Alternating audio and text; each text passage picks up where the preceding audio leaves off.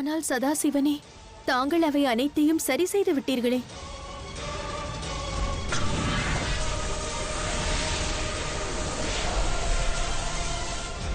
படைப்பிற்கும் அழிவிற்கும் இடையே உள்ள அந்த வேதனை இருக்கிறதே, அதை தங்களால் இப்புவி அனுபவித்தது. அதுவே தாங்கள் இழைத்த பாவம். அப்பாவத்திற்கான பலனை தாங்கள் அனுபவித்தாக வேண்டும்.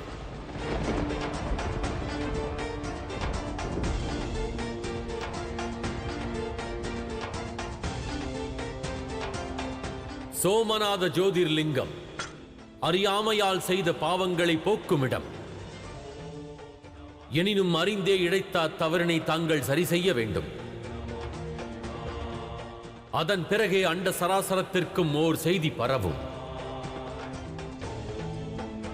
பிரபஞ்சத்தினில் ஏதேனும் ஒரு பக்தன் இழைத்த தவறினை உணர்ந்து அதற்கு பிராயச்சித்தம் செய்தால், தூய மனம் கொண்டு ஓர் கலசம் நீரை கொண்டு வந்து சோமநாதத்தில் உள்ள மகாதேவருக்கு செலுத்தினால், அங்கு அமர்ந்திருக்கும் மகாதேவர் அக்கணமே தாங்கள் அளித்த நீரை ஏற்றுக்கொள்வார். தர்மத்தின் பாதையில் வந்த அவருக்கு பாவ விமோச்சனம் வழங்குவார்.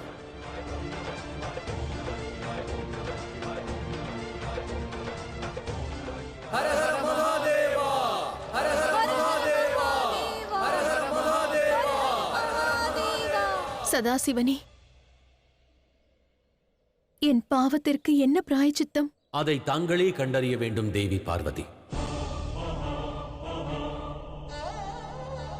அழித்திடும் முடிவும் பயணமும் தங்களுடையதே. ஆகையால் முடிவும் முயற்சியும் தங்களுடையதாக இருக்க வேண்டும்.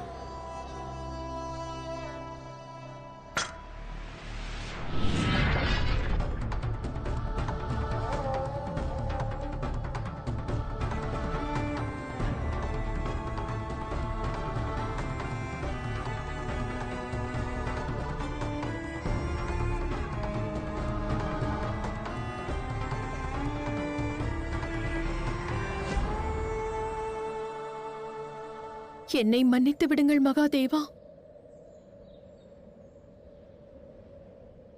தங்கள் சக்தி மாபெரும் பாவம் புரிந்துவிட்டாள்.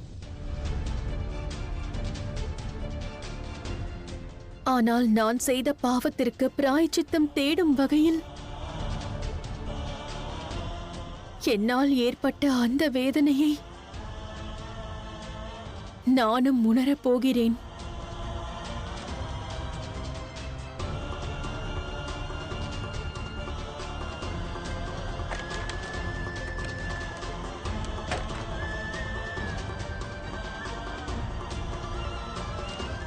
எங்கு செல்கிறீர்கள் தேவி? என் பாவத்தை போக்குவதற்கு.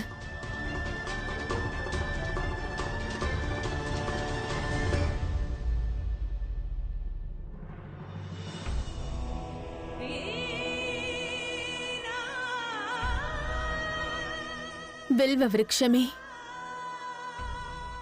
இன்று நான் இயற்கையின் அன்னை அல்ல, சக்தி அல்ல. தன் கணவரை அடைய விரும்பும் ஒரு சாமானிய பெண் மட்டுமே. அதற்காக தங்கள் விருட்சத்திலிருந்து இலைகளை எடுத்து செல்ல அனுமதி கோருகிறேன். இதை செய்வதில் தங்களுக்கு எத்தனை வேதனை ஏற்படுமோ அதே வேதனையை நானும் அனுபவிப்பேன். அனுமதி தாருங்கள்.